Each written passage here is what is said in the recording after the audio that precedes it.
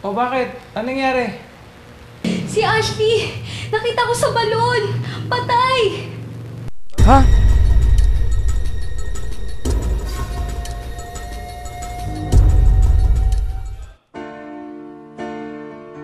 Marami nang namamatay sa lugar na iyan. Mayroong mga misteryo na bumabalot sa bahay na ito. Kitang-kita ko noong panahon na iyon na may isang dalaga ang nakatira sa bahay na ito. Siya ang anak ng pinakamayaman sa lugar na ito.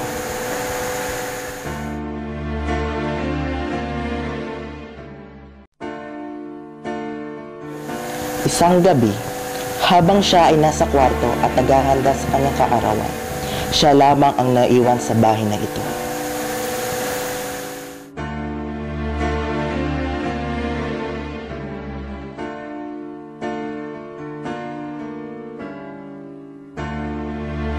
Hindi niya alam ay naroon ang isang lalaki na kinasusuklaman niya noon.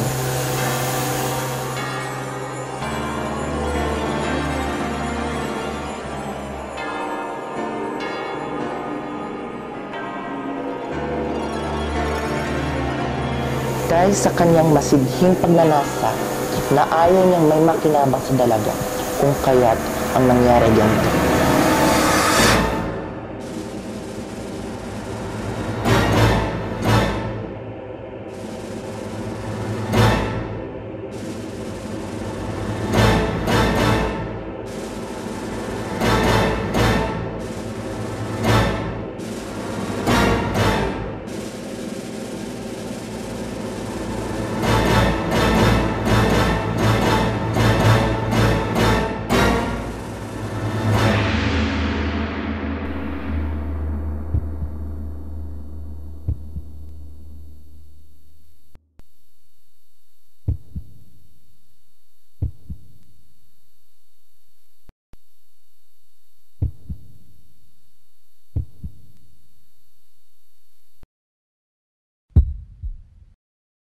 At siya'y tinapon sa balon.